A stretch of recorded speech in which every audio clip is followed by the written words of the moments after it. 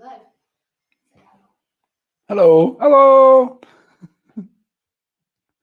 Yes, here we are. Nice.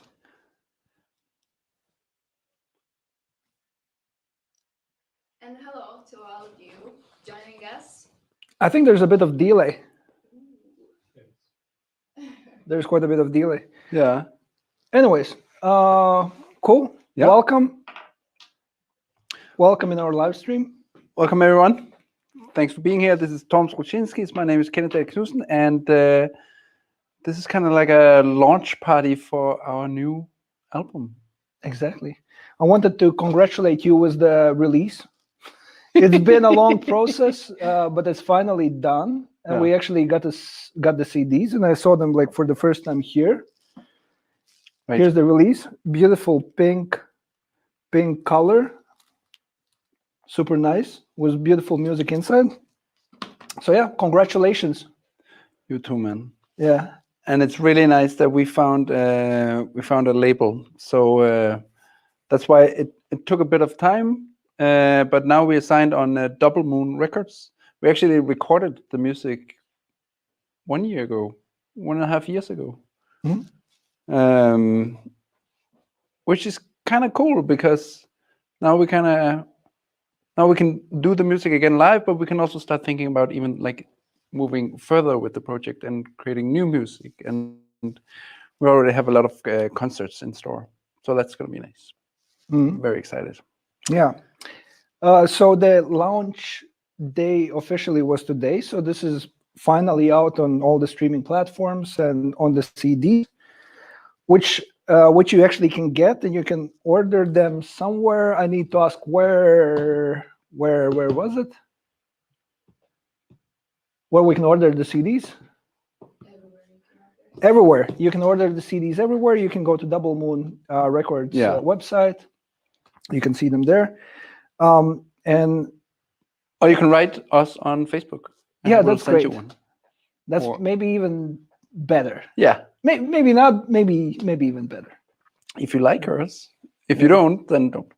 No, that's nice because then we get to know you. So just send a message and get in touch with us. Mm-hmm. That's always a good thing.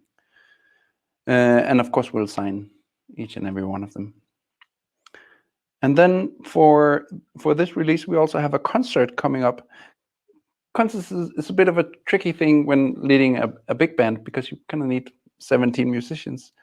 But we'll be working with right now we're here in Aalborg in Denmark, where I live, and we'll be working with the local orchestra here in town called Nordkraft Big Band.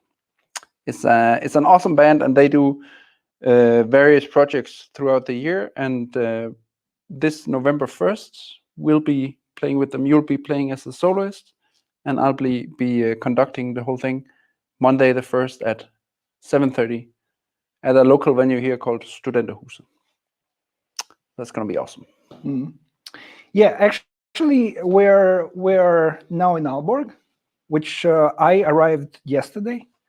And it's super nice to be here and actually celebrate it properly, because it wasn't really sure that we're going to be together for the release date. No, it wasn't. It pretty much wasn't the plan.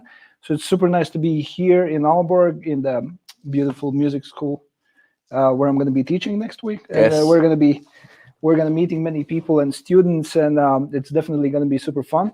And thank you, Kenneth, actually for organizing that as well. That's amazing.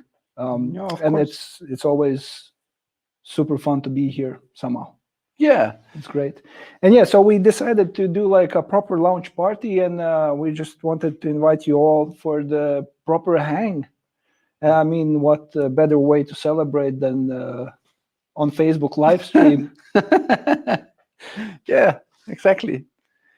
So yeah, and we'll keep it loose. We're gonna run for 1.5 hours, Kate, or 2 hours maybe ish. And if any of you out there has any questions for us, we'll be happy to answer. And I know that we're gonna have guests coming in as well, both, what do you say, like virtually and in person? Yes. Yes. And we already have also dates for the for some international concerts with the original big band playing on the album, which was, you can follow that on our website, which is spacebigband.me, right? .com. That's it, spacebigband.com. No, I found it really interesting to kind of like build up a big band from the bottom. I felt like, because me and Toms, we met, we played a small concert in Berlin, and then we decided after that we were going to do this project. And then we kind of have to start from scratch with the musicians also, right? Mm-hmm. And I remember when I was a little boy, I was very much into football. And what I did in school when I got bored, I did that a lot. I would like draw my favorite starting lineup for my favorite football team, you know, like so. Oh wow! So like Romario, Ronaldo, Michael Laudrup, stuff like that. And I would do a new one every day. And I kind of felt the same when we put together this big band, because we could just fill out like half each with our favorite musicians in Berlin. That was super, super awesome. So there's a bunch of people you played a lot with, and there's a bunch of people that I played a lot with, and of course we kind of knew everyone all in all, because the jazz world is kind of small. But it was so nice to get to work together on that level with musicians of that class. That was super cool. Yeah, absolutely.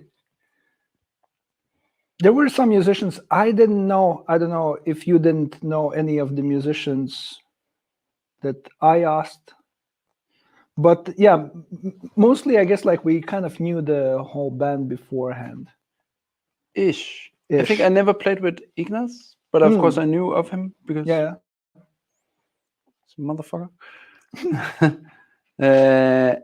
And I think that was it. Maybe Julius I never played with before, but I guess some of the trumpet players were from outside of Berlin, right? Jakob, you met him before? Oh yeah, right. Jakob is Danish, and Jonas, the trombone, bass trombone, is Danish as well. So we kind of brought them in. I think the rest are Berliners, right? Right. At least living in Berlin. Yeah. But, I mean, like none of them are Berliners, but all of them are living in Berlin. Yeah. Yeah, actually, nobody's from Berlin. It's an interesting city. It's a crazy city. Yeah. Yeah, so that was actually super fun to think about all the people we want to play, and I mean, choosing a quartet that's super fun, because I mean you can select the people you want to play with, but like 17 people, you can just invite all your friends and do like a proper massive music party together. So it's actually such a great energy just to be able to pick your favorite people and have like a nice hang and like great session and like concerts and stuff. So that was great. Yeah, and also I think in the composing process, it's it's good to know who you're writing for. Like if, for example, are people strong in a lot of chord changes? I'm not, but some saxophone. You are, for example. I mean, you are. Come on. No, I suck. But then on the other hand, there are people who are very good in different time changes, for example, and stuff like that. So that was super nice to already know the musicians that we wrote for, because then we could kind of like shape the whole program and kind of lift them up and have them play at their very best. And I think we did. I think we wrote it, so I love the material. It would be stupid to put out something of your own that you don't like. But I also really love the solos on the album, because it's strong. It's good musicians. Yeah. And it's super nice as well to write exactly for those people, and for those solo spots where actually it's going to work. Yeah. Otherwise, like if it's whatever big band you don't know, then it's really hard to tell like who could be like soloing on what.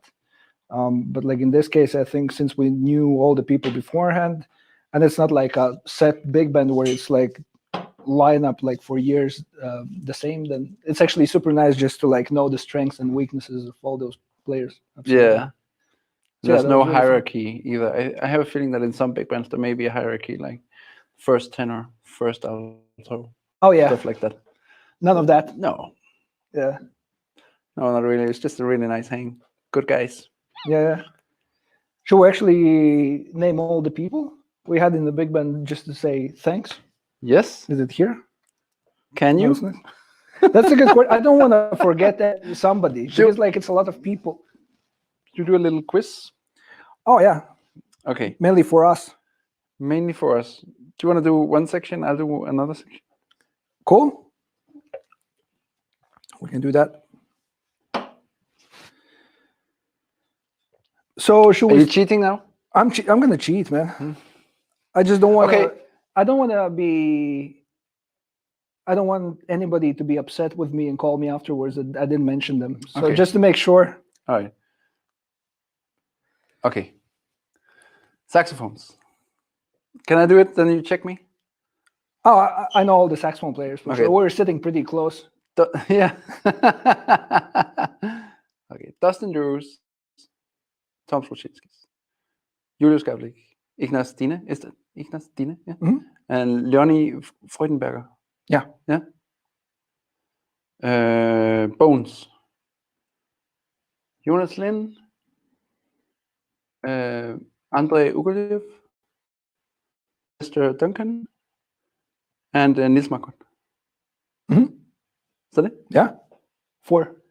And trumpets were Shims Bendali, Dima Manuel, Mhm. Jakob Svensson, and Johannes Böhmer. Mhm. And rhythm section was Sebastian Röhlen, Povel Wiedestrand, Matthias Rubnik, and who was on bass? Did you say Jakob Sorensen, by the way? Did On you mention trumpets? it? Yeah. I think I did. Oh, okay, Yeah. cool. And me on bass. And then Malte on conducting. Right. Right? Yeah. That's it? I think that's it. Yeah. I should have checked. I think you. Yeah. I think you named all of the people in the band. Very good. Pavel? Did you say Pavel? I did. Oh, you did. On keyboards. Keyboards. Yeah. Cool. Yeah. So that was amazing to work actually with these people.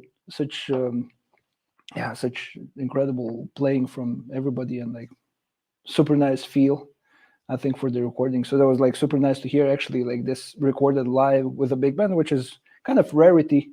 I mean, it doesn't really happen often. At least for me, it wasn't the first time I was writing for a big band, but like it was definitely the first time I was writing for this kind of serious project, where like I guess 5 compositions each. So Yeah. that's a lot of material already, and it's super nice to hear it live after hearing it with Sibelius MIDI playback for quite a while. So Yeah. that's such a privilege in a way that to be able to actually do it. So that was amazing that we got all those people on board and they were like pretty excited about it as well, and like the energy was great. Yeah. Did you ever feel like you were not up to? I mean, I'm not implying anything. That's just how I feel. Do you ever feel like there was a? Sometimes, do you know what the imposter syndrome is? Like, Oh yeah. yeah, because I think like when writing for a large ensemble, it's kind of a big deal. Yeah. Yeah. So I always felt like when I was writing, then I was like, well, I think this sounds great, but some of these musicians, they worked with like the best big bands in the world. So is this good enough? Like I would always have this doubt in the back of my head, like, is this okay? Can I really do this? Can I play a C major here, for example? Stuff like that. And maybe, I don't know if it's in some sense, I think it's a good thing because I think maybe it keeps the music fresh.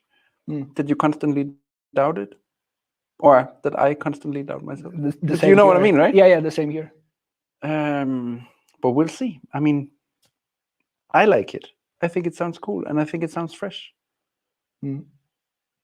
But it's also very different. Like it's not your standard big band sound, I guess. Yeah, that was kind of the idea as well. I think we For sure, yeah. conceptually decided that Count Basie is great, and I think it's one of the most swinging music ever written and played. but that we're going to do something slightly different, and that we're going to include maybe a bit more different approach to writing it and to playing it, and we're going to maybe do something that could be properly ours in a way. Yeah. And including as well like all our sort of influences, and like making it the way we kind of want it, and probably composing the way we would like to hear any big band playing it.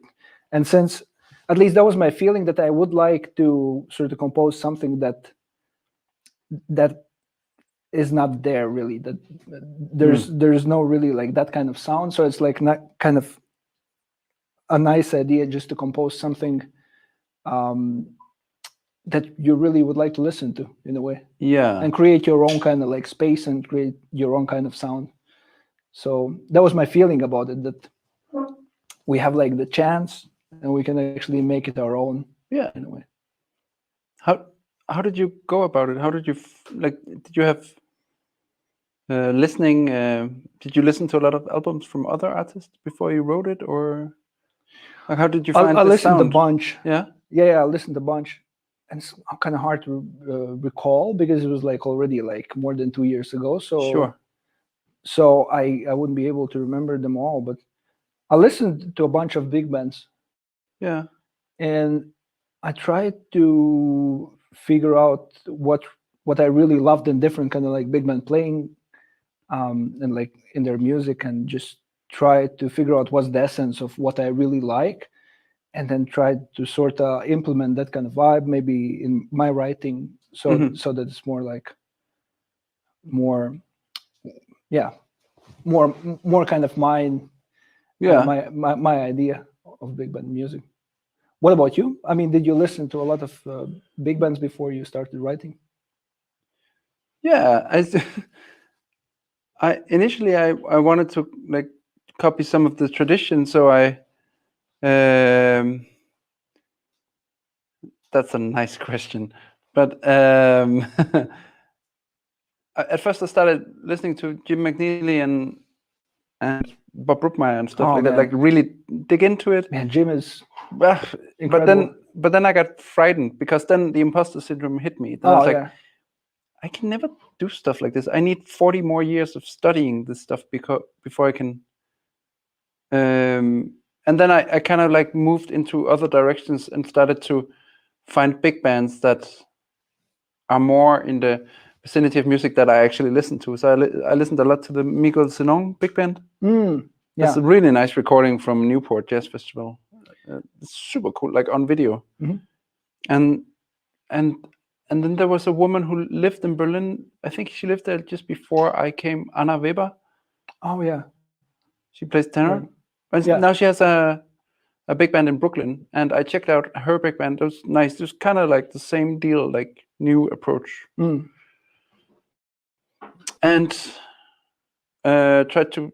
I think here in Denmark we have a really good big band, the DR Big Band. So I kind of tried to see how they worked with like more swingy music compared to the new music.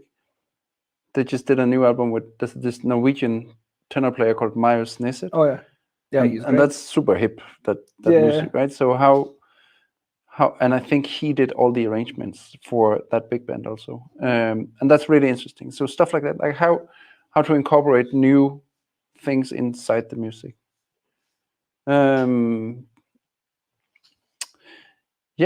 Just to check out large ensembles in general, I think. But I think that it's learning process for forever, like especially the old school stuff, because there's a lot of things to learn, and it sounds pretty good when Bob Brookmeyer does it, right? Like his modern approach is nice. But I think we found a nice way to make use of our strength with a large ensemble and not fall into the trap of wanting to sound like the old masters, you know?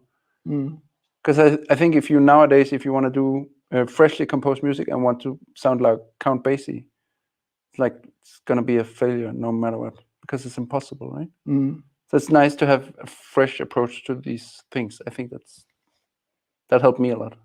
Mm. And also just take elements from music I like in general. It doesn't have to be big bands, but just get inspired. Yeah. I mean, I can hear your way of writing in this album as well.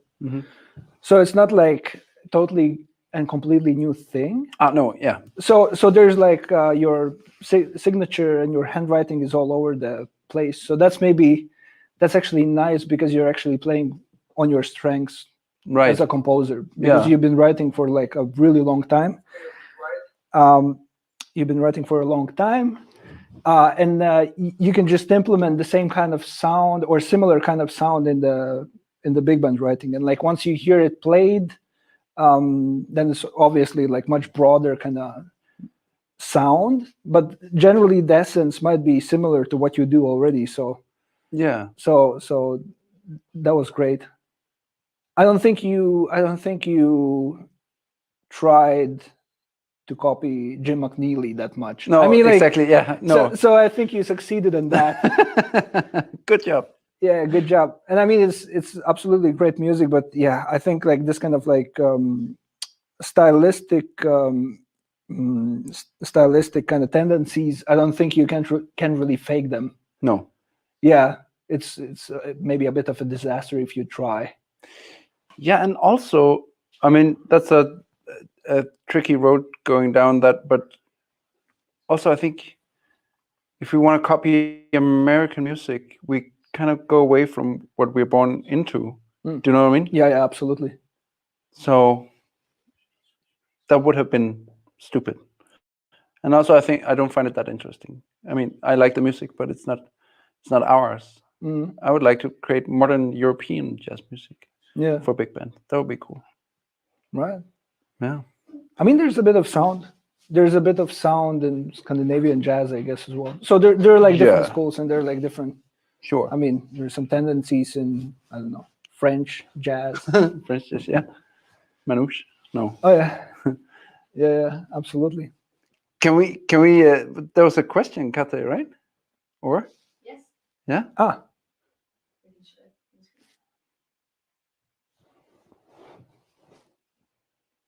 Can you read it? No, not really. Not yet. Okay. Just a second. The question's coming.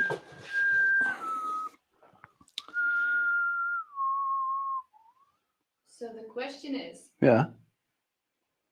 It's from Kaspers. Wow, looks cool. Great. Okay, I have to comment first. Kaspers is a friend of mine. Yeah. He's a great guy, absolute music lover, plays chess, and he wrote a review of the CD as well, right? Nice. Which is published where? In Delphi, in the biggest, or one of the biggest news, not papers, I mean like websites. Okay. In Latvia. So it's great that he's supporting us, was reviewing our CD. Thanks, Kaspers. Yeah, and supporting us was the question. And the question is?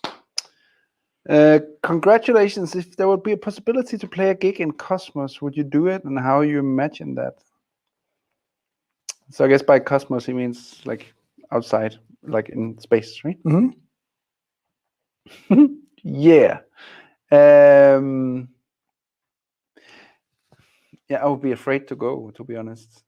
I mean, there's no sound in space. That's what people say. I mean, I've never been, but theoretically, it shouldn't be possible. Even if you turn the amp up to 11? Yeah. Like really nothing comes out, unfortunately. But if that would be possible, I guess the obvious answer would be like the moon, right? But imagine playing music where you're weightless. Yeah? And no sound as well. And no sound also, yeah. It must be possible to produce some kind of... I mean, people do discos now where they're wearing headphones only. You could do the same thing. Oh, maybe like that. Yeah. But it doesn't work anyways. I mean, you need air to transmit You the need sound. air. And I need air as well. Yeah, but you need air to. I don't, right? I could plug in headphones in my electric bass in space and still. I mean, there's still some space between headphones and your ears. Yeah. You know? I don't know how that works. Yeah, that's a good question. But that aside, I would play it weightless somehow in Cosmos, somewhere. It doesn't really matter. That would be so cool. But it's gonna happen one day. Mhm. Somehow. Right? Yeah, absolutely. We should do Right, like Elon?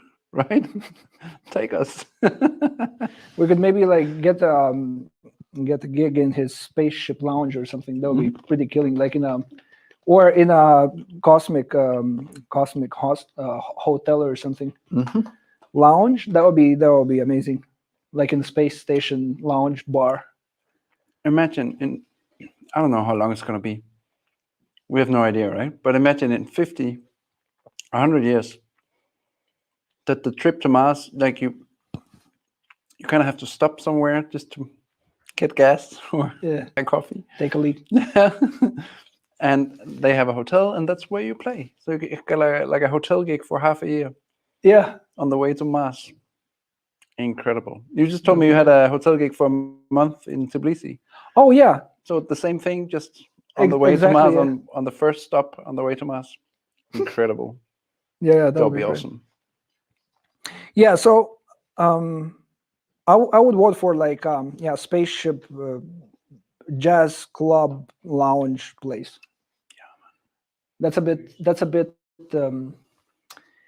nicer than being out there without air and without actually sound. Maybe. So, maybe that's a nicer version of of the thing. Nice. Yeah, cool. What else? Kate? Talking about future, we have someone special waiting on the line. Someone who's really pushing boundaries and doing something that's pretty much in the future. You might guess it. It's Dustin. Dustin! So Yeah. welcome him in. But can we hear him like with this Yeah. thingies? You put it in the right ear. Yeah. Yeah, there's quite a bit of delay though. There will be delay. Oh, there will. Okay, yeah. Hey Ooh, guys. this is maybe going to be a bit tough. It's like a minute. We might need to wait a minute to hear the question, and then there's going to be like. Or you can have my earphones. That'll be great. Okay. Dustin! Dustin! Hey, what's up? Congratulations, guys. Oh, it's gone here. Just a picture of Dustin. Dustin, Yeah, can you hear us? It's okay. I can hear you guys just fine. I think there's kind of a delay or something. There is quite a bit of a delay. Yeah. The video will not be the same, so you have to imagine. We have to imagine Dustin. That's okay. Yeah. Dustin? Yeah, I can hear you guys. Yeah, He's there. that's great. Yeah, there's a bit of a delay. I can't hear him. Can you hear? Can you? I can, but with a Is he delay. playing microtonal? Definitely. Seems like something like a 20-second delay or something like that. Or then just do it without these, then just computer sound. Try again. Do you hear? Dustin? Yeah, I can hear you. We're experiencing technical difficulties here. Just a second. Let's try again.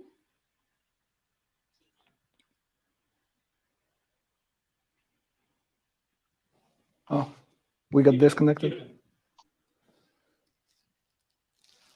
Try again. Dustin? Dustin? Yeah, I can hear you guys. Okay, I'm I think it works. Can you hear? No. Can you hear? Oh, damn. Can you push it longer? That's Sorry, you have to go through it. But this is our first time. Maybe you could Toms can say the questions. Yeah. Okay. I'm gonna introduce Dustin. Dustin is an amazing saxophone player. He's living in Berlin. He's actually like a great inspiration of mine. Yeah, absolutely amazing saxophone player. And me and Kenneth wanted to have Dustin in our project. I think he was the first person we talked about. Probably one of the first ones. Yeah. Yeah. So it was great to have him. I don't think I hear anything, but it was great to have him. Yeah, there's quite a bit of delay though. So it was great to have. Now we can hear ourselves back. There we go. Yeah. Can you hear it? No, this is okay. I can hear you. Okay, we're gonna just have like a monologue, loving Dustin. How about that? So yeah, Dustin is a great saxophone player, big influence of mine as well, and it's super interesting to always have like a chat with Dustin and talk about music, and especially new things he discovers on the saxophone, which is pretty cool, like microtones, which I've been trying to get into, but like it never really works because it takes like way too much time to get into that. But Dustin is successfully taking on the challenge, and it's just super nice to have him around and just like be able to talk about stuff and like talk about music and share some ideas. So actually that was like a great learning experience, and part of it was the fact that Dustin was joining us for the project. Yeah, I mean, he's a killer saxophone player, but it's also just so interesting, like, to see the consistency in his project. I don't know if you can hear me, Dustin. I hope so, because I really like what you do. Because in the beginning, like, Dustin he has his own Instagram channel where he does microtonal approaches on the saxophone. Like, he basically learned how to play, I think it's called 24-tet.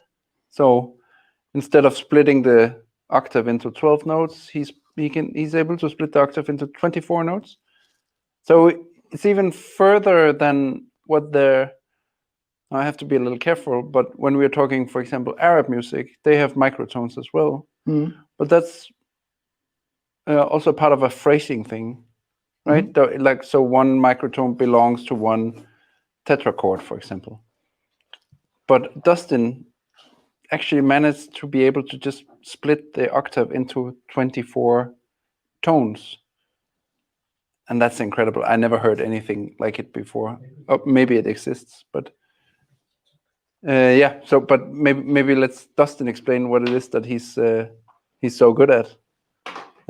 If the internet connection lets us, because that would be good to hear. Dustin, are you with us? Yeah, I can hear you guys. I'll just monologue it myself. There's quite a delay. I can hear you now. Oh, you can? Okay, cool. Yeah, I mean, I'm not the first one to split the octave, and it's not really such a novel idea anymore. It's just very fewer people have done it in the past, and it's becoming a little bit more desirable to kind of go in that direction, just for the sake of exploration and seeing what new thing can come out of it. So I learned just the 24-tet chromatic scale, basically the quarter tonal chromatic scale, which is just like a chromatic scale, but instead of 12 notes, 24 notes. I learned that like way back in like 2008 or 9 or something. My professor showed it to me, and so I just somewhat fell in love with it. I mean, I wasn't like head over heels from the very beginning, but it's something that grew in me like a seed. And from then on out, I worked on the technique a little bit, because once you can really get fluidly the quarter tone chromatic scale up and down, then you can really start to breeze through other ideas.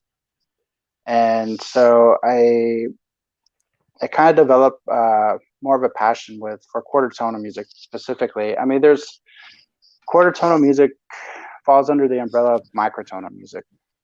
So basically, any music that has something less than a half step is considered quarter tonal, or sorry, it's considered microtonal. And so there's a lot of musicians out there. They like to explore the different temperaments. For example, like if you divide the octave in, instead of 24, maybe 25, or maybe 26, maybe 42. It doesn't really matter. So I found that really interesting, but I always gravitated towards the quarter tone side of things. So 24 tet, 24 tone equal temperament, or as some people like to say, 24 EDO. So equal distance. Where was I going? Yeah, so I always gravitated more towards quarter tonal music, and because I think it was more accessible. Like you could hear the intervals more. You could hear a quarter tonal interval better than you from the beginning, from the outset, than you could say like a something in between a quarter tone. Right.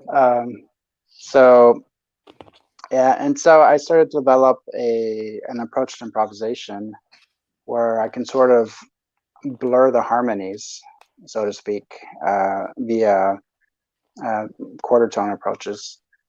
And so I really spent a lot of time just working on the technique, getting in my fingers, and then the next step was really applying it in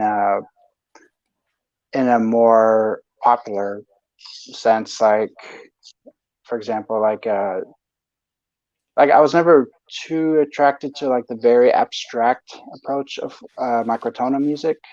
I find a lot of it interesting, like specifically Wojciechowski has like some cool stuff with piano, and there's a lot of people out there, a lot of cool cats out there, and they developed an approach to this kind of music based on the limitations of like what instrumentations were available at the time, or what they could do. Like for example, there wasn't a quarter tonal piano, so they would put two pianos together, and one would be tuned like a quarter tone higher, and then so a harmony was created so that you could put two piano players together like that. So the harmony was more dependent on the instrument, or the way the instrumentation was available, or the way they made it available. So it was more of a customized harmony, I would put it. And I thought it would be interesting to specifically with quarter tonal music, I wanted to find like a more universal approach, and I believe I did. And so I'm writing a book right now. I'm working on a book, but it actually is going to delve into not just quarter tonal, 24 tet, but I think I might expand it to some other temperaments, because the method is universal. And so that would be the other approach towards microtonal music, or specifically quarter tonal music, is the abstracting an actual harmonic system from it, and for composition and whatnot, and also improvisation. Like the approach I'm taking right now is more just kind of creatively thinking, how can I blur the harmony and just throw it everywhere kind of effortlessly. And so I'm pretty pleased because it's coming out pretty nicely. It was kind of in the beginning, because it's always a little bit like, man, is this gonna sound good? Am I wasting my time? But I have to say I've been pretty pleased by it. Oh man, that's super exciting. So you're working on your own method, and you said the book is coming out, which I didn't actually know. It's not coming out anytime soon. Like I haven't even I'm still somewhere in the beginnings. I've more or less, or let me just say I'm 80% through the outline. And the thing is, like, I'm constantly discovering new things. So it's a matter of how do I want to present it? Like, in terms of like topic wise, you know, do I want to just limit it to 24 tet, or there's like a bigger picture surrounding the whole thing that's not limited to 24 tet? So Dustin, yeah.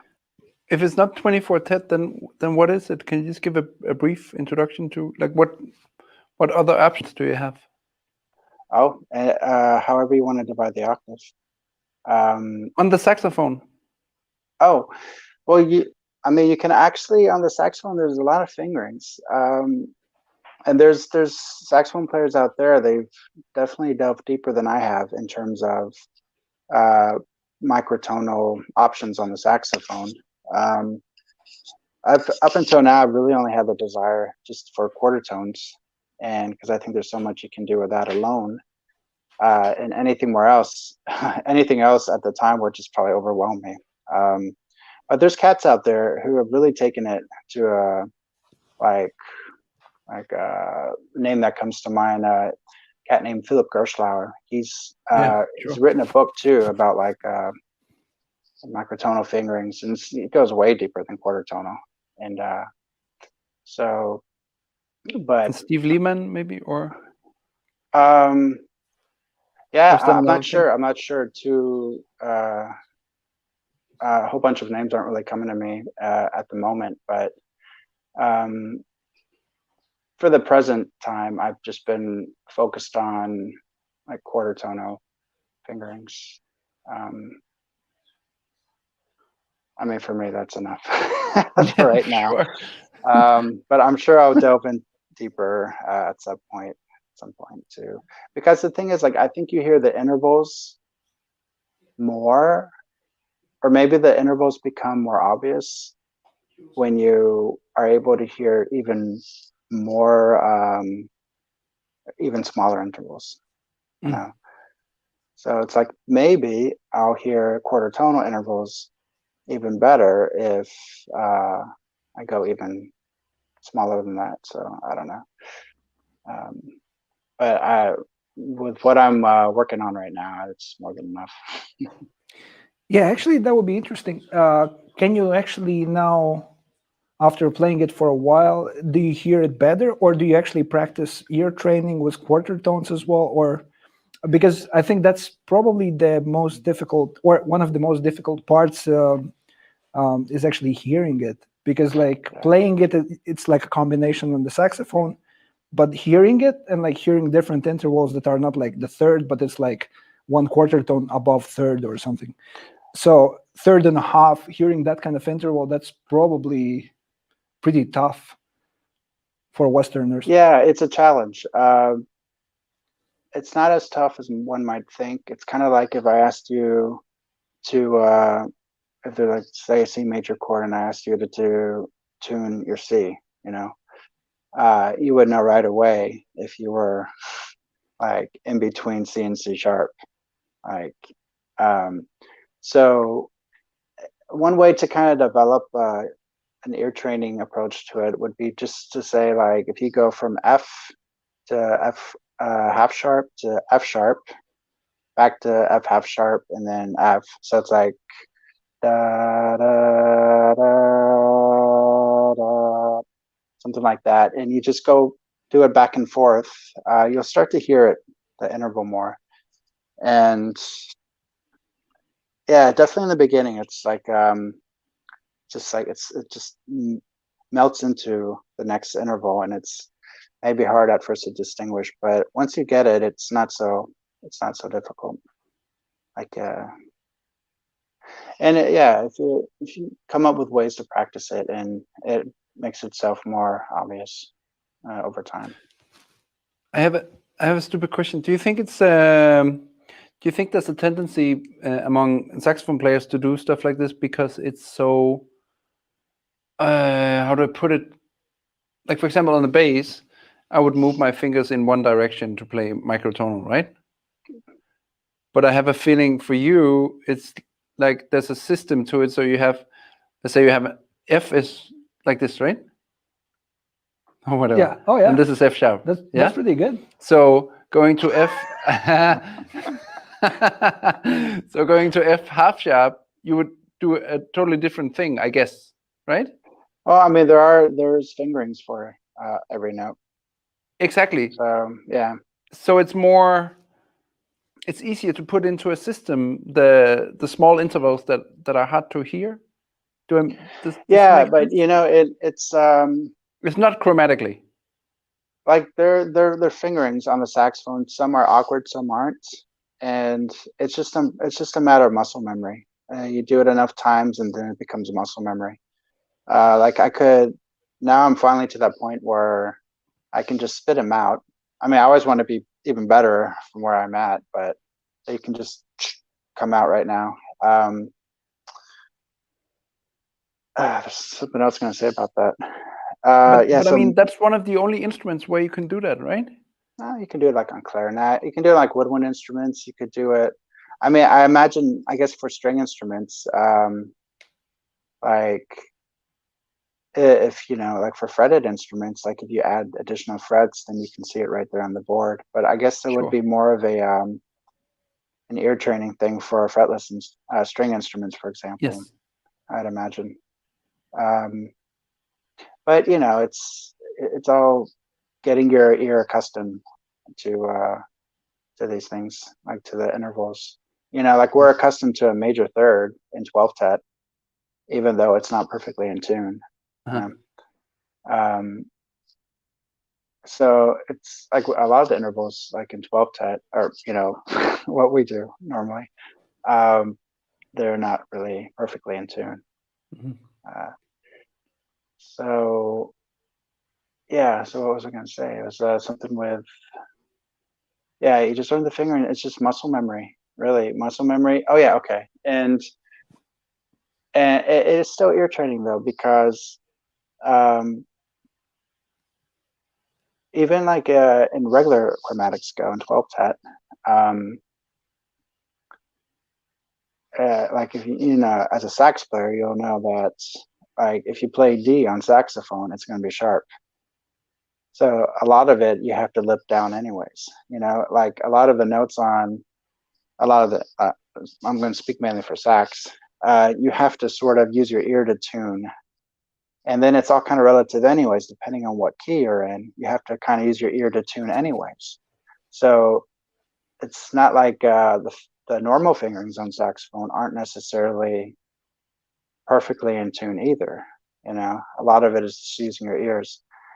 And so with like quarter tonal fingerings, they're not all perfect. You have to use your ears.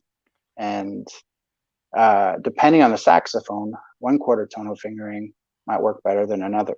So it's one of those things too. Man, that's so nice. But a random saxophone geek question. Do you feel like after practicing microtonal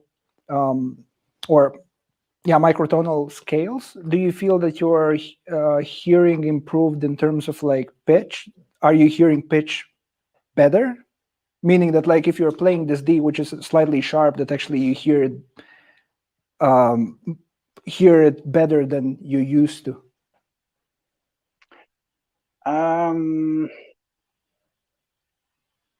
There hasn't been like a significant change in my awareness about all that stuff. I would actually approach it from this way. I've composed a ton of stuff already, which the viewers, if you're interested, I have on my Instagram page and on my YouTube page. What is that, by the way? Dustin Drew's, right? Yeah, Dustin Drew's 24 Tet. Right. So everybody definitely should check it out. So I've done reharmonizations or arrangements of a lot of like jazz standards. Super hip, by the way. Thanks. Yeah, some of my one of my favorite ones might be, one of my favorites is Lush Life I did, and some Ellington pieces after that, and a few different things like a Chick Corea piece, and Some of the beginning ones are more like originals, and then yeah, it's just anyways.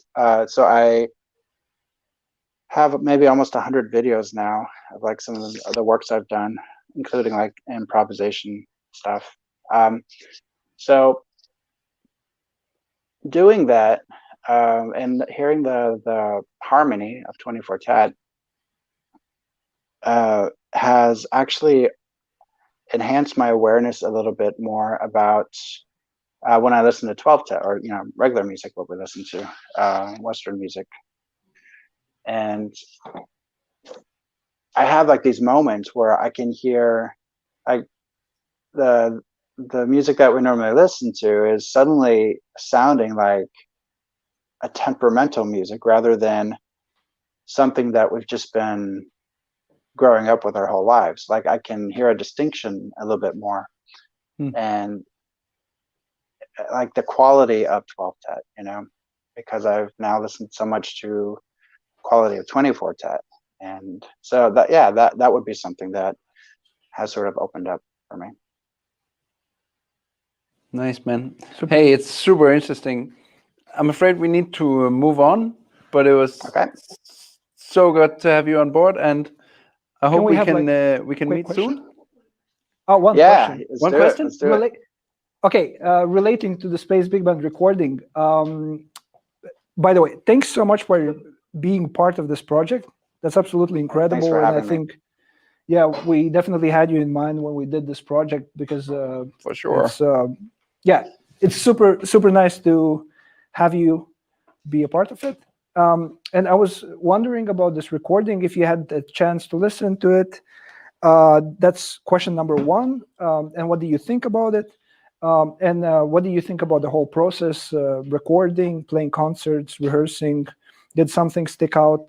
Did something, was there something? Well, I'm still looking forward to listening to it. I haven't gotten around yet. But so I'm really excited about that. From the little snippets I've heard, I'm like really like, wow, I can't wait to listen to the full-on thing. The process of everything was really fun. I have to say, like, and it's always fun meeting new guys, new musicians, and it's, I mean, when is it never fun to be in a studio and, recording, with your favorite people, and just sort of like the brotherhood and sisterhood that comes out of it.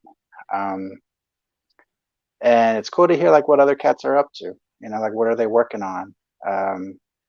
And, where are they at? And I think my favorite moments are, these just sort of conversations that prop up that maybe have nothing to do with music, but have definitely like a meaningful layer to them, and it's really cool to see when you can meet a kindred spirit, one day during a studio recording or something like that. And so for me, that's one of my favorite times during the process. Nice, man. Yes. Yeah, it was super inspiring to have you in the section. Hey, again, and this thanks is for one having more. me. Yeah, and this is one more proof that it's always fun to have you around, and it's just like inspiring to have a chat like this. So hopefully we'll do it again in March, I guess. Let's do it. Yeah, for sure. Right. Yeah. Right, congratulations again, guys. Yeah, Thanks. You too. Congrats. Have a good night. Yeah, bye. You too. Okay. All right. Hi. That was Dustin Drew. That was Dustin. Yeah. He's the man. Well, you're the man. Oh, right now, I'm apparently. I would have loved to hear what he had to say about the album and the whole experience. That would have been amazing. Yeah. Well, thank you for joining us. No problem. It's incredible to see you here. We actually didn't see each other since. Yeah, but I live here. So, but it's very nice to. No, I know. Yeah. Wow. We haven't seen each other since the recording. No, you were actually playing at B flat with Kenneth. Were you after? Yes. That's true. You came It was 1 year ago today. Actually, yeah. Or tomorrow. I think I remember. Yeah. Ladies and gentlemen, Jonas Lind. Yeah. Yes. So, first of all, I would like to say thank you for having me in here, and congratulations. Thank you. On Yeah. the release. You too. What a journey! Congratulations. Wow, it's been 2 years, and it has really been like staying in the back of my head all the time, because I remember it as such a strong experience, and I have been curious to listen to the finished product and how all the mixing and mastering, how that came out. Yeah. I haven't heard it yet. No? You should listen to it. I'm really looking forward. Yeah, to it. no, it's good. It's nice. You'll get a CD. Perfect. I finally saw the CDs. Woo! We have one for you. Yeah, it's Great. nice. Yeah. It was such a pleasure to have you for the whole project, and you brought such nice energy, and so Thank that you was so much. that was really great that you could actually make it, because not only you had to be there for the rehearsals, gigs, and recordings, but you had to come from Aalborg. So there's like an extra dedication layer to the whole process of you being there with us. But he got to spend 7 hours, 8 hours in a car with me, so who wouldn't? Shit. Did we go by car or by bus? I think we drove there. I think it was by bus. I think we landed took the and- bus. That's true. That's Yeah. even better. We took the Flixbus for 10 hours. Yeah, and then we had that. Should we go and get the train? And what time is it? And at some point, I just saw Kenneth just wandering off. Taxi! Yeah, no, when we arrived to Berlin, Yeah. it's like 10 hours of bus. It's crazy, but it's cheap. Yeah, but it was nice. It was okay. I like going by bus. So if you would like to support us and make us drive to Berlin instead of taking the bus, you can order the CD on the website. What an excellent idea! What cameras on? No, it was nice. It was really good. It's always good to have you, Jonas. Good spirit. Nice playing. I hope you're in for the next one as well. Yeah, of course. Oh, so you'll be able to do the march. Yes. That's incredible. Yeah, we're going to be playing in B flat, where actually it all started. We got like 2 concerts at B flat, and then we did the recording, and now we're going to do 2 more concerts in March. Mhm. So that's going to be really fun, and it's going to be so nice to get all those people together in the same room again. Yep. Yeah, but also because it's like everybody are just, can I say motherfuckers on live? I think I and already of did. course, 2 years of time is like everybody is moving so fast. Yeah. And it's like everybody was getting really involved with the music and kind of learning it, integrating it into their own kind of playing. And I'm so curious to hear what that music sounds like in March. Me too. Because it's like been adopted into people. And also, becoming more natural. I think some of the music is a bit difficult also. So, I mean, not that people couldn't play it, but I think it'd be more fun to play it once we learn it. Yeah, probably. More relaxed, more I hope so. natural, responsive. Yeah, I mean, I hope that the music feels organic in some way, but I think, for me at least, I think there are some tricky parts. Yeah, That would be easier now. I don't know. I think if you go and buy the record and wow, you do. I don't think that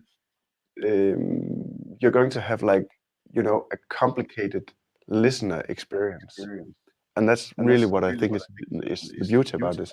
Of course, if you get to see the scores, you can see all the complexity and stuff going on, but it's just. I think what people are going to hear are insanely strong melodies, and that's kind of linking it all together. It may look strange on paper, but it's like when the ear first starts to catch up on what's going on, it's like it feels very natural. Yeah, And super nice. I really hope people are gonna have that experience. Yeah, me too. Yeah, that's such a great compliment. Did you enjoy the process, Jonas? Did you enjoy being a part of it? Yeah, Like, was that a nice recording experience? It was a short experience. It's Yeah. very, like focused. But did we have 2 days in stream? We had 2 days. Yeah, 2 days recording and one day practicing and 2 concerts. I think so. Something like that. Yeah. That's like a very focused effort for Very convinced. something like this. Impressed. Yeah. But it's a testament to what kind of level all the players they bring to this project. That's nice. Yeah. Very good. Very good. Let's do more. Correct. No, I think it was nice. I think, as you say, it's good musicians and good soloists. And what I really liked is that it didn't sound like a put together ensemble. Like there was not a lot of like section issues. Like everyone seemed to work together really well. Yeah. From where I was standing. I mean, I was behind some glass and I couldn't hear your fights and arguments, but it seemed. But of course, nice. you put the band together, and I guess it's kind of they're all a part of your network and your contacts, and I guess it's kind of also goes the other way around. So people know each other on different levels. Yeah. Yeah, sure. And maybe that also helps it a lot. Everybody plays the same kind of music, comes to the same places. Of course, do different projects, but it's like it seemed like everybody have a huge part of music in common. For sure. Yeah, I think that's a valid point. And then I think it also helps, or just that's what my idea is, to help to have guys like Sebastian and Berlin and Povel in that rhythm section, because they're so creative and you can basically just give them chords and then they'll fill out the space where it's needed, and that's really nice. That was super cool. And then of course having Malte up front is a gift to all music, right? What a dude. Yeah. But when you say you could just give them chords and they will fill in the space, isn't that also like it's a way of just play? Wow, what can go wrong? It's like we're having a party, we are having fun, Right. Yeah. and if something. So you can't really mess up, because it's like that's part of the process and that's part of the beauty. Wow, that was a weird one. Let's go with that one. And everybody just feels so safe to explore whatever is on the plate. Yeah, but you kind of want musicians in that role that have the same, or that have some reference that you already like, like because they're gonna put stuff on the table that you didn't write down, and maybe it's nice if you know what they like. And with Sebastian Berlin, you just don't know. We want fireworks, but please don't blow up the planet. It's like Yeah, what a dude. What a band. Yeah. How do you do that? It's not so difficult. You just practice. Sebastian was here doing a workshop like the one you're doing next week. Oh yeah. And I came in at some point, and the whole board was just Filled. completely looking like a math professor thing. Oh, that's amazing. So what was on the board? I think it was something with phrases, how you develop phrases. Oh, and I looked at the students, and they were like just cross-eyed, and he destroyed them. Yeah, it's fun. He has a lot of knowledge. He knows a lot of things. Yeah. It's really interesting. Yeah, we just played with him actually last week, a concert. Zukunft. Yeah, exactly. Yeah. Yeah, that was great. Anyways, how was the feeling? Because we talked with Kenneth that we actually kind of know all the people. And I guess for you coming in from Aalborg, you probably didn't know like all of the people. You haven't met probably like a large portion of the band. So I was wondering, like, I don't know if that's true. They're completely true. Ah, okay, It's cool. like a completely new trombone section Okay. for my Yeah, yeah. part. So how was it for you to jump in and to start working with other people? Like, did it feel good? Was the vibe nice? How did you connect and how do you collaborate together? I think collaboration-wise, music-wise, it was like everybody was just getting in together. That was very nice. And maybe that's the beauty about music. You don't have to like each other to be able to play good music. Of course, Are you implementing that? no, but I hated everybody, but like, the good the players, move you know? it was a very nice experience when you put that on top of everybody just getting together and playing good music and like wanting everybody to sound great. It's not like nobody was putting anyone down. It's like, let's lift this, let's make it fly. Mm. That was great because it could easily have gone the other way, you know, with very difficult music in some parts. Like, why doesn't it work? Like, just everybody keep pushing, keep pushing. Yeah, for sure. That was nice. Yeah. Nice. And what do you think about the music when you kind of first heard it? I guess probably you saw it first in the sheets, but I guess it doesn't really. It probably doesn't really count. No, that doesn't really translate either. Right. So, what do you think about the music when you heard it for the first time being played together, or like after the first rehearsal? What were your feelings? I can't really remember, Yeah, 2 years ago. but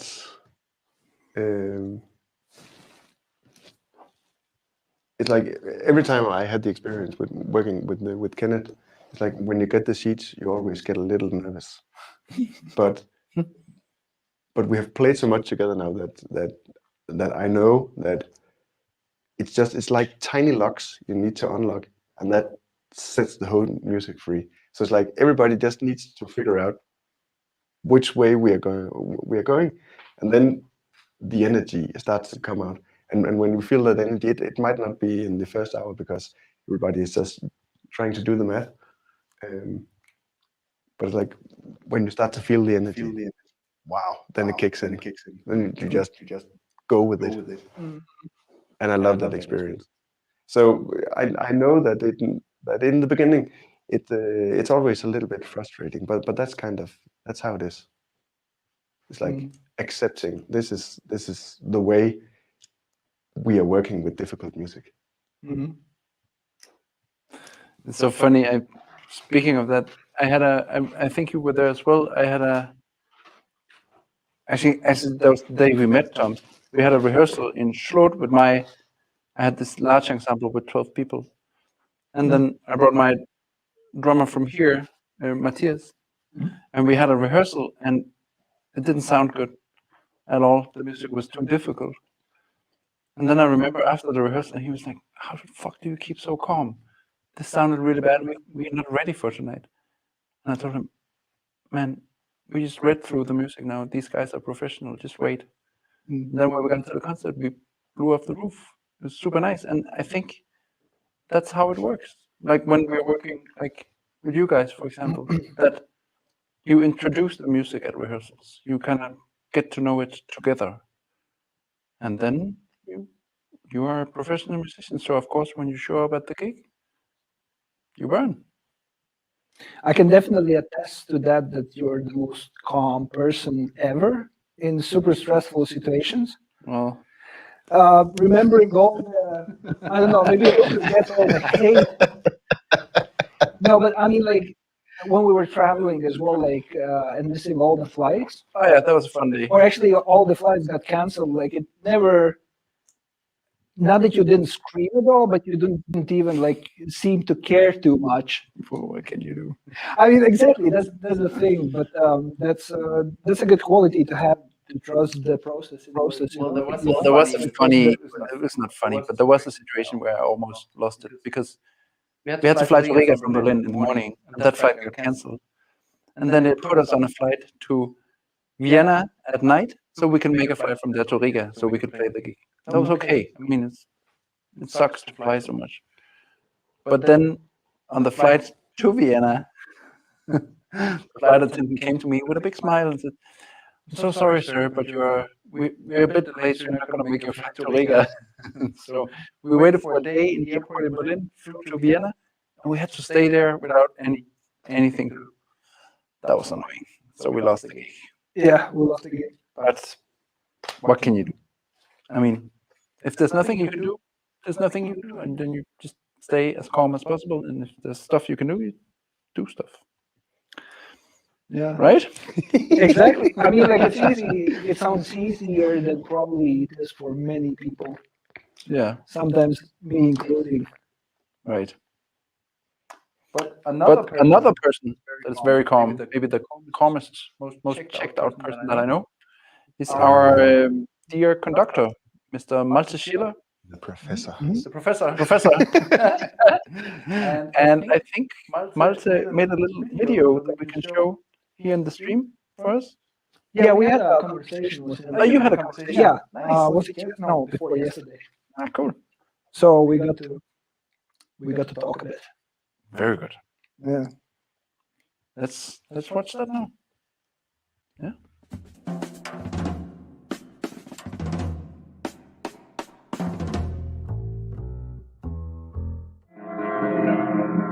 Yes, I love it. That's a start. Malte Schiller, how are you? Thanks for joining us for the CD release live stream super party. Thank you so much for having me. Yeah, well, and thank you so much from me and from Kenneth for being a crucial part of this project. So thanks so much for joining us, and we both thought that you did an amazing job conducting it and leading the whole thing. So thank you so much for that, and congratulations. Last year, so it's been a while, but maybe you still remember how you felt about it and what you think about it, and now you had the chance to listen to it. So go for it. Yeah. So the first time I saw the scores, I mean the whole, I think the first time I have no idea if that was Kenneth or you talking to me about the idea of the Space Big Band, putting together a program that has to do with space. Well, that to me it was kind of an interesting thought, to approach music and have the theme of space with it. So, and first time I saw the scores, well, basically, since I'm not there are people that can open the score and they hear immediately what's happening. Well, I can't. So the first time I opened up the scores, to me it was like, man, this is more like Lost in Space to me. When I heard the music the first time, to me, it was beautiful. The stuff you wrote. I mean, you and Kenneth. I think you were. I have no idea. Maybe you were up front, kind of apologizing. Man, I don't write for big band so much, and I hope this is fine. This is fine. But what I heard, it's fantastic. I love the music. So I love the music while we were rehearsing. So it has a lot of good energy, and it's very. It has, the music takes you're getting drawn. How do you call this? Getting dragged into the stories, and there's a lot of stories in your writing, in both of your writing, and so it's like during the rehearsals that was already fun. The concerts were great, and I love the recording. What actually do you like about big bands when you're either conducting them or playing in those or writing for the big bands? Why exactly big band? Well, it's when you have a bunch of people together in one room, and they they think and play the same thing at the same time, so that they can create a lot of energy. And being part of this group, like playing wise, this is like a lot of fun. Like to know, all right, we breathe together and then we play on whatever one end. And so it's and conducting a big band, it's the same. It's about the same subject. It's about the energy, but it's from the opposite side. It's like you have kind of when you have this group of people in front of you, you kind of have to manage all the different energetic stadiums of the people. It's like different energies, and you kind of, so this is like the main, to me, most of the time it's the main conducting. It's like conducting the people being not present. You have to get them into the zone, and as soon as everyone is there, then it's like it's a beautiful thing. And while composing or arranging music, to me it's like always the thought, how can I write my music or the arrangement the way that it tells a story, that it it has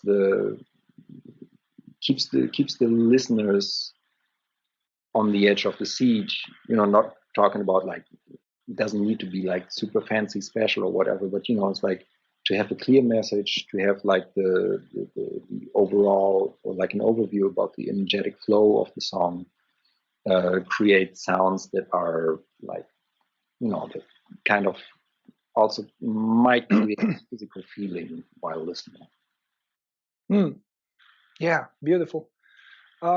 What kind of challenges or interesting events did you encounter while working with this project in terms of like rehearsing or recording? I know it was many different things happening, but maybe something sticks out about the whole process, about recording it. Yeah, definitely the concerts stick out, because that was when you rehearse, there's like always someone like not paying attention, because the stuff happens. Maybe the phone is on, maybe whatever. And the recording process itself can sometimes be a bit can be exhausting. So this is like sometimes it can be exhausting. I don't think it was, not really. But what sticks out are the concerts, because there was like the whole band was like full power.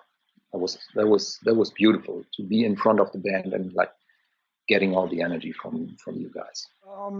Yeah, me and Kenneth, we were super happy that we could get you, and you did an amazing job doing the whole work, and it was definitely a great pleasure to work with you, and you definitely got everybody together and focused, and we appreciate your musicality and professionalism. That was absolutely amazing. So thank you so much for that. Yeah, you got the chance to listen to the CD now. Great. What do you think about it? Sound. It was some things were like different than I had in mind when we were at the studio. Mm-hmm. Like, but only like color wise, like there was, but I cannot say what it was. Did you get synthesizers? We added some things, yeah, some synthesizers. See? Yeah, exactly. Well done. Some synthesizers, a bit of overdubs, and obviously we did some editing. So yeah. It's a big band. It's a big band, yeah. So what kind of different sound did you hear? Was it like an overall kind of thing that was somewhat different after mixing it and editing it and mastering it, or was it some specific things that you actually adding synthesizers, synthesizers? Yeah. Only for my adding instruments. Yeah. That was, but that's actually a nice add, and I think it fits to the space. Right. Man, incredible. Yeah, it was definitely a pleasure to have you there, since you're like really experienced with big bands, and that is definitely one of the aspects that you're involved in. Yeah, so right now I'm kind of I'm you know, it's close to be finished. There's a program with the big band in Aalborg. I'm writing. You know, I wrote the whole program, and we're going to rehearse next week. And there's going to be a kind of a documentary, like a film team with us. So we're going to film the whole thing, the concert. There will be another big band production in Hamburg with the Jazz Kombinat in December, and there's also another orchestra project coming up. So the music, well, it's yeah, there's a lot of stuff going on right now. Yes. Yeah. Cool. Man, thank you so much for joining us, and it's super nice that you actually found some time. I know that you're one of the busiest men in the business, but thanks so much for joining us on the live stream. This is going to be live, so greetings from me and from Kenneth. Probably Kat is going to be there, and Lucas is going to be there. So greetings from them, and thank you so much for doing this. Everyone from me, from exactly, space. Exactly. In Bremen. We wish you were in Aalborg, but this is great. It's great that we get to do this. Yes, definitely. Nice. All Malte, right. Thank you so much. Thank you. Have a nice party. Yes, we'll celebrate.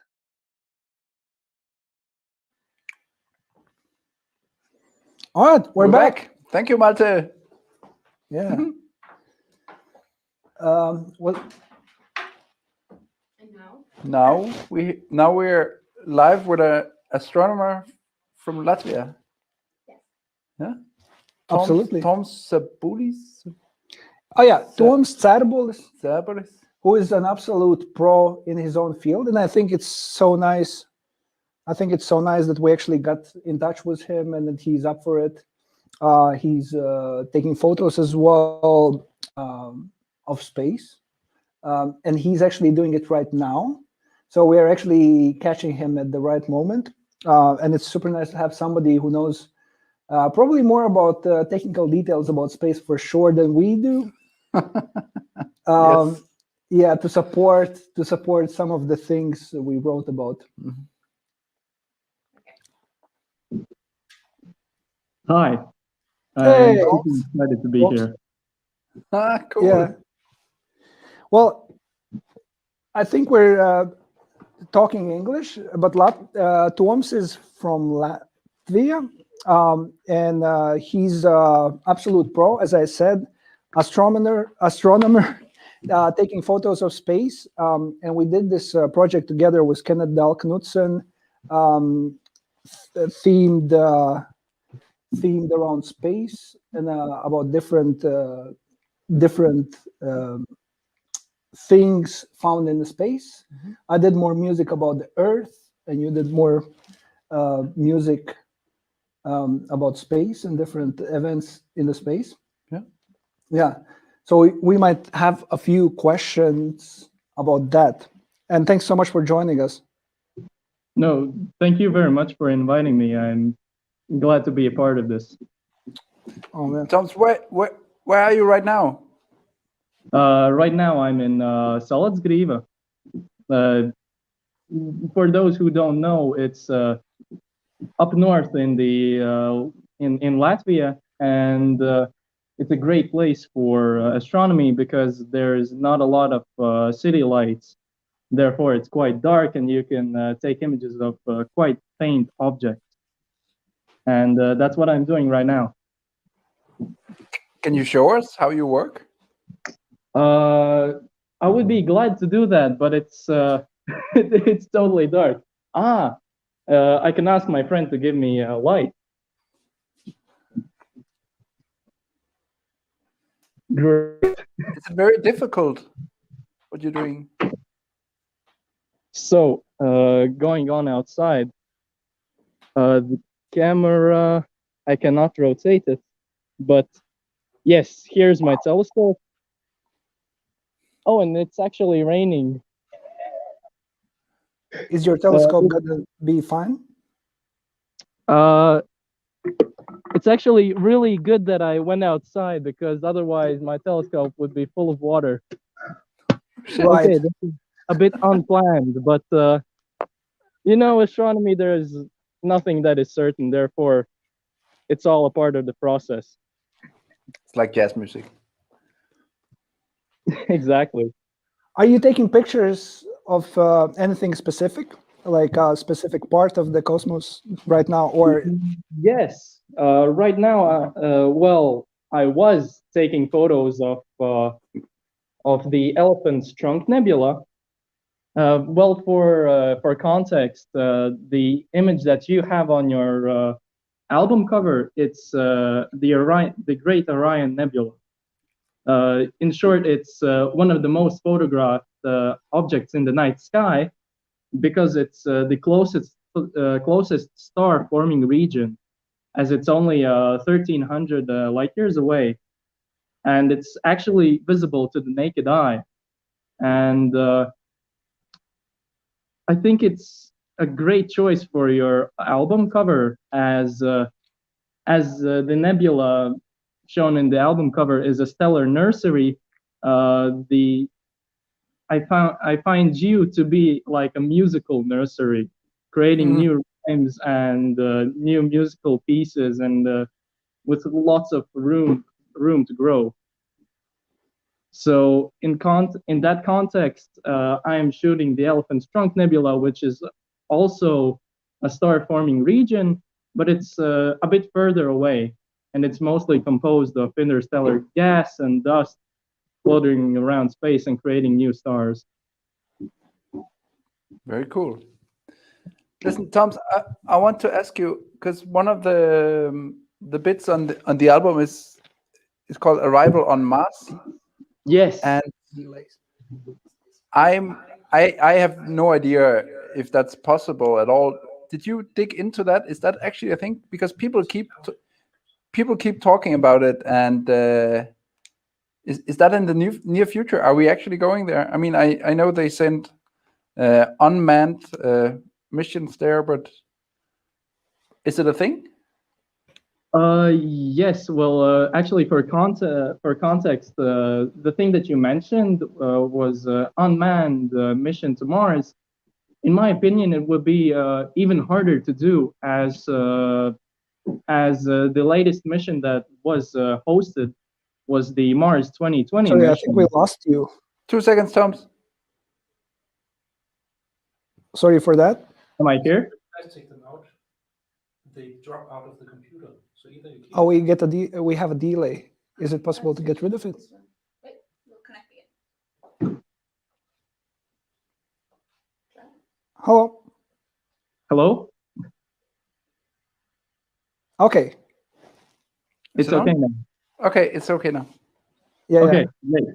So continuing on, for context, you mentioned the latest unmanned mission was Mars 2020, in which they launched the Perseverance and Insight, which in my opinion is a greater technical marvel, as it is so hard to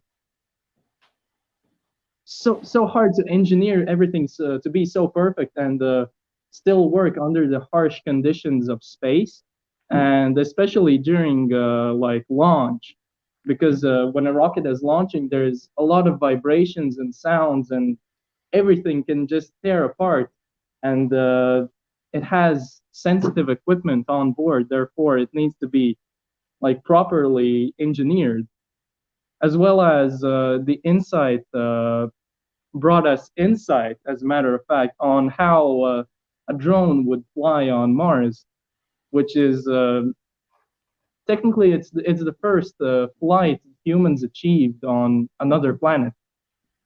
And in context, when humans will be on Mars, Elon Musk himself thinks that the best estimate for that would be 2024, which is about 3 years away.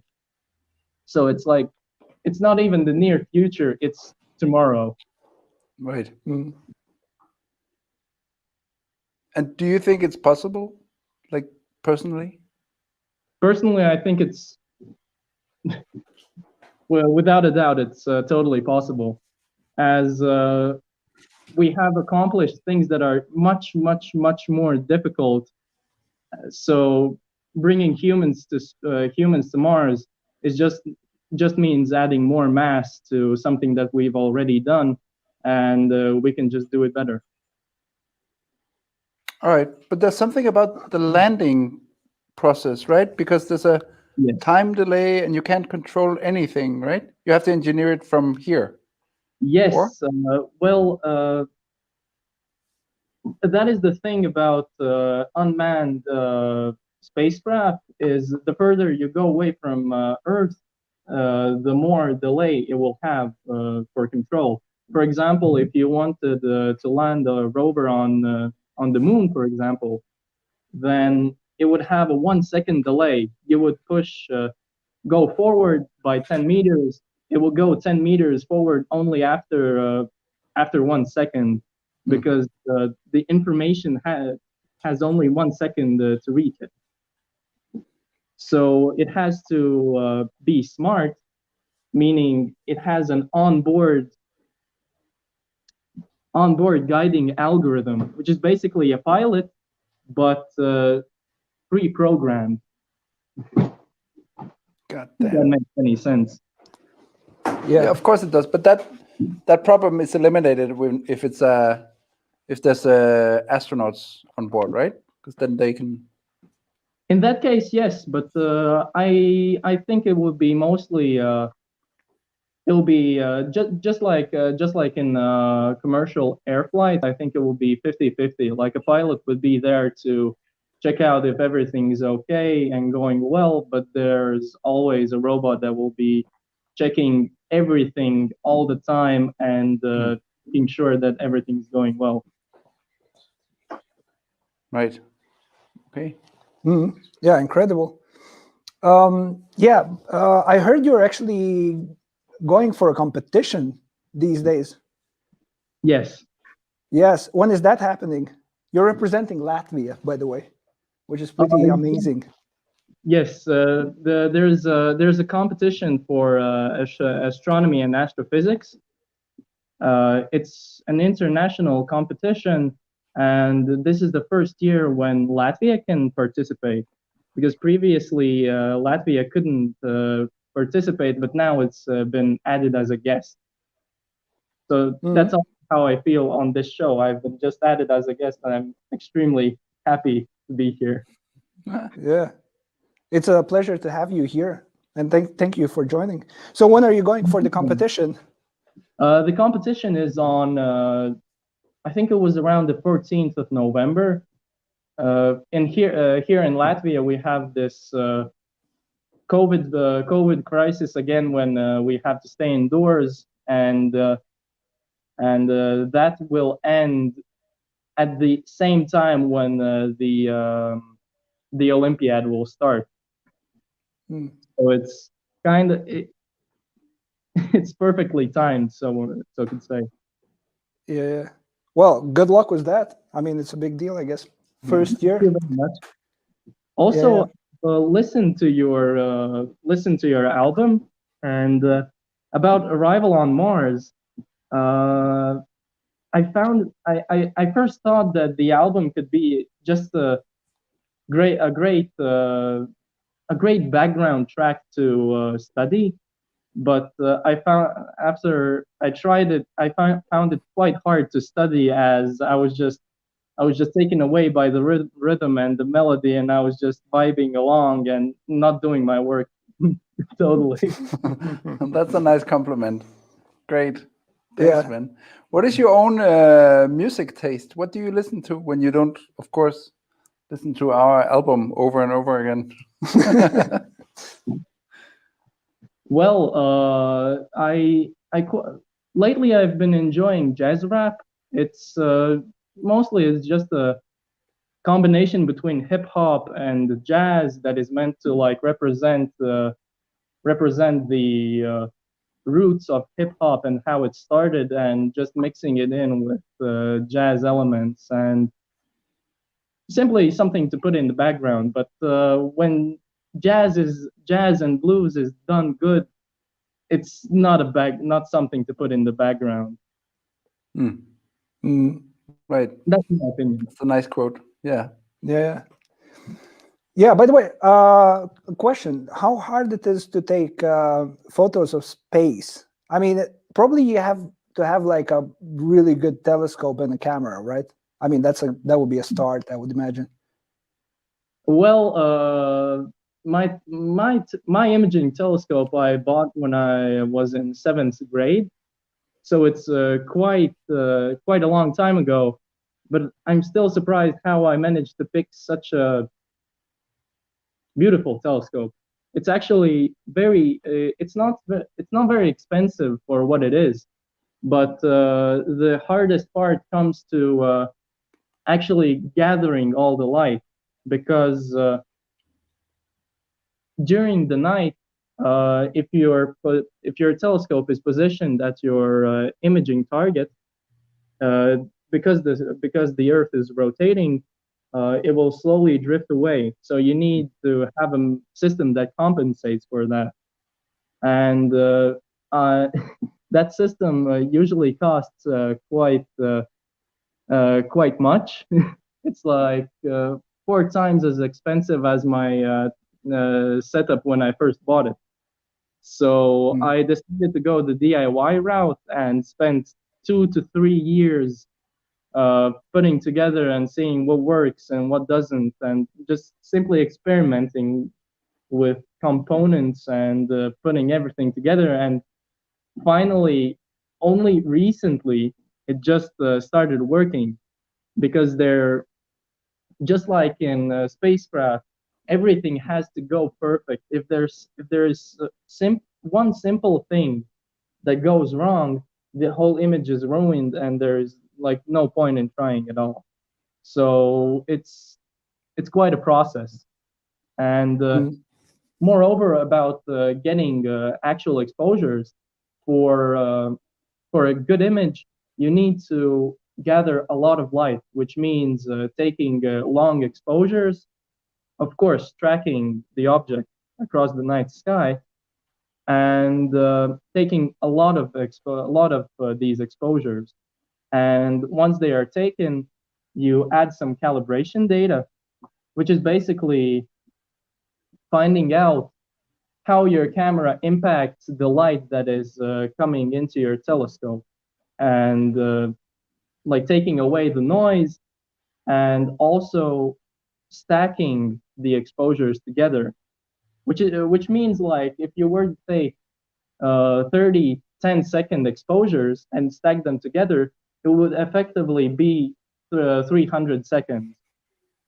Well, there is it's not like 1-to-1, but it's effectively the same thing.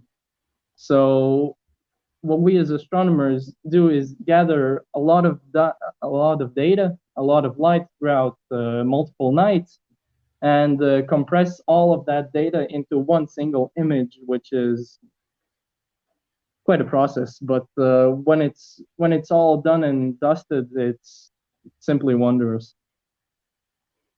Man, beautiful. Really yeah. Nice. How does it work? Is it a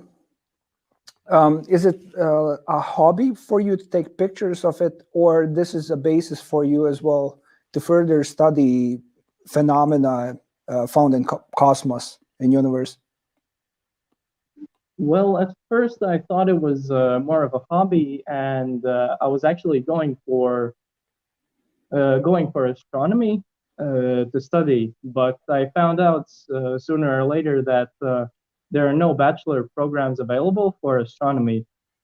Therefore, I chose to go with physics, which is basically a major study with which you can sprout out into several other regions. For example, if you later on in life decide that astronomy is not your thing, and something else is quite your taste, then you can make the change, because physics is very broad.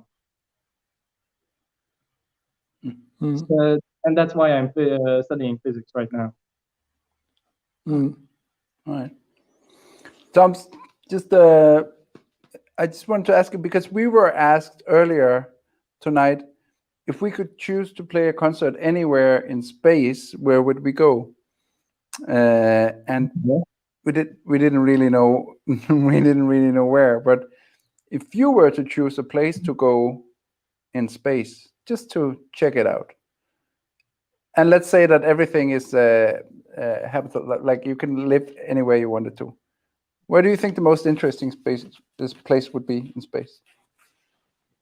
That is a very interesting question, but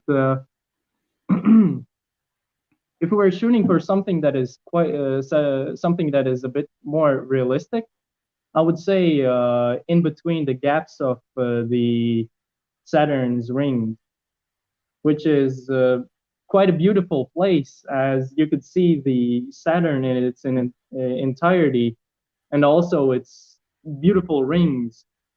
And you would be just in the small gap that is created just because of orbital resonance, which is also in music. As I'm not not as a professional in music, but I know there is something with resonance also in music, and therefore it's these two worlds joining together to create this beautiful place and having a concert. I don't know. That's just a vibe. Yeah, that's a good answer. that's super nice.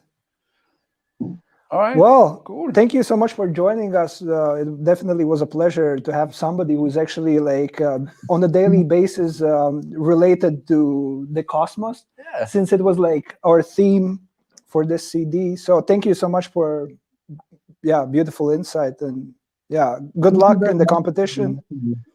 Thank you. Good luck See taking you, hope to pictures. see you in Latvia someday. I hope to see you as well. Yeah, man. Have a good night. Yeah. Thank you. Ciao. You too. Bye. Thank you, Paldies. Yeah. Yeah. Wow, that was great. Yeah. Awesome, dude. Yeah. Hmm? Should definitely invite Toms for the next concert Yes. in Latvia Yes. whenever that's going to be happening. Hopefully next summer. That would be so cool. Yeah, that's likely, Mhm. but let's see. Cool. Yeah, so good vibes, good hang. Do we? Do you feel like sharing more about your inspiration, because you had pretty specific ones for the tracks? Just to dive deeper. Oh yeah, or maybe people can ask questions or whatever. I mean, Yes. no, we can talk about anything, but maybe it's also good to save something for videos and stuff like that. Yeah. Yeah. Mhm. To be very specific. Yeah. So how are you feeling? I think What? we're feeling pretty good. I'm very Yeah. excited about this. Yeah. It's out also on Spotify and stuff like that, but the album looks really great. They did a good job, and next performance is already on Monday. Yeah. And hopefully many more to come. We're already doing a collaboration with a big band in Japan also, so Mhm. things are Hopefully looking it works out. good. Yeah. Actually, I'm seeing the booklet for the first time. Yeah, of course. It's nice. It's pretty nice. Cool. So we're not going to talk about specific topics on the songs, yeah? As far as I got. That's not the thing. We could, but it's nice to save it, I think. Oh, nice to save it. Okay, Yeah. good. That's good. We're coming to a close. Yeah. So maybe you can share your hopes and dreams for this project, or what do you want to do next? For sure. Well, I can only talk on my behalf, but I think we're on the same page. It would be nice to, or the plan is to collaborate with big bands all over, from everywhere, and to travel together as a duo and play our music with different orchestras around the world. And now we're starting on Monday here in Aalborg, and then probably in Latvia next summer. Probably in Latvia, probably the Baltics. I mean, now it's okay. a bit unclear. I mean, everybody is cautious. Yeah, sure. Still. And Berlin in March. Yeah, Berlin's happening in March. And then hopefully Japan this summer as well. Yeah, third try. Third try. We had a tour canceled 2 or 3 times. It's insane. But let's hope we get there in 2022. Yeah. And if not, then we just fly to Mars. Or to Saturn. Or to Saturn's rings, yeah. And play a concert there. Yeah. Yeah. Hey, this has been really nice. Thank you for tuning in. Sorry for the. Do you have a? I think there's one more interview. There's no more interview. There will be. Oh, there will be. Okay, there will be, but probably not tonight. No. What? You can share that there will be an interview with. Oh yeah, there's going to be an interview with Volker, who is the. Nice. Yeah. We actually managed to have a chat a few days ago, and it was super nice to talk to him. And we talked about his label Double Moon, and what's the meaning of Double Moon. I don't know if it's a joke or not, but he said that like if you're flying to the moon, and then you have like a bottle of wine, then you have like 2 moons, so it's a double moon. I don't know if it's exactly the original story, but he told me that it's related to that. Okay. So a bit of a teaser for the interview. So it's going to be there. We had like a chat, and it was super nice to talk to him. He's right now actually in South Africa doing some charity, some work there. Okay. Was the locals. Nice. So that's super nice. And actually, he managed to get decent Wi-Fi and decent internet to have a talk, which is not always happening there as far as I got. So yeah, super nice to talk to him. And yeah, huge thanks to him as well, like to sure, of course, to be up for collaboration. And it was super nice to collaborate with Double Moon, and I hope we're gonna do some more of that with the label again. Yeah. Yes. So that's coming out at some point. And further video stuff about all the tunes and concerts and that is all because of you can't see them, but there's 2 people working behind the scenes, and they're like such a huge part of the whole thing. Kate and Lucas, thanks to you. You wanna That's join us? Amazing. Come out. Yeah, come out. Yeah. I think that's so the best. I think you're on now. Just look into the camera. Say hi. Hi. That's Kate. Yeah. And Lucas. That's Lucas. Lucas, yes. Yeah, I can move it around. Here. That's us. Yeah. There he is. Nice. Awesome. Yeah. So yeah, huge thanks for organizing this and actually helping out with everything, and including emails, including like endless talks about the project and like planning, organizing. So yeah, huge thanks. Any both of you. final thank yous before we close? To all the musicians, all the people that show interest in this project, most of all the people who turned on the live stream tonight. That's really, really nice. And thank you to Knudsen Big Band for letting us be part of their program. To Peter Paulsen, he's the leader, and it's going to be really nice. And I guess there's 1,000 people to say thank you to, and hopefully many, many, many more in the future.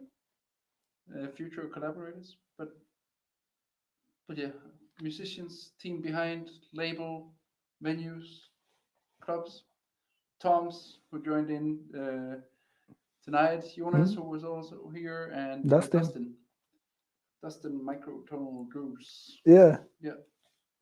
And Malta as well. Yes. Yeah.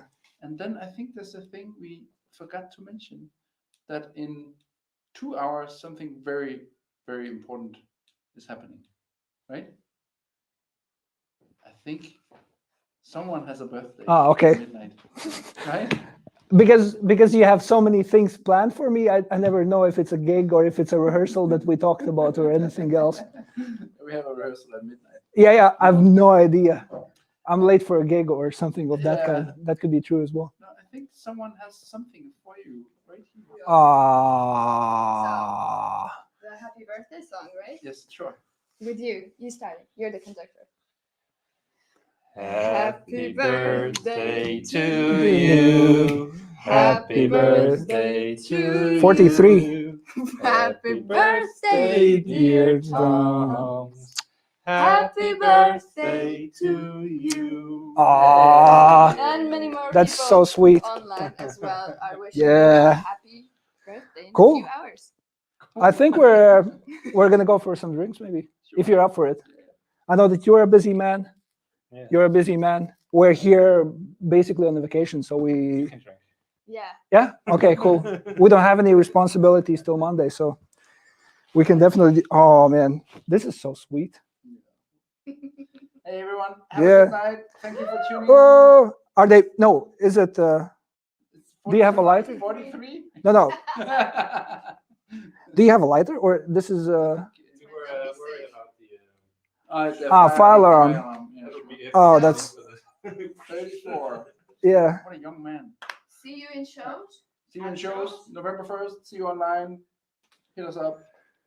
Come talk to us. Let's have fun. Have a Yes. good night. Ciao. Bye. Love you. Love you.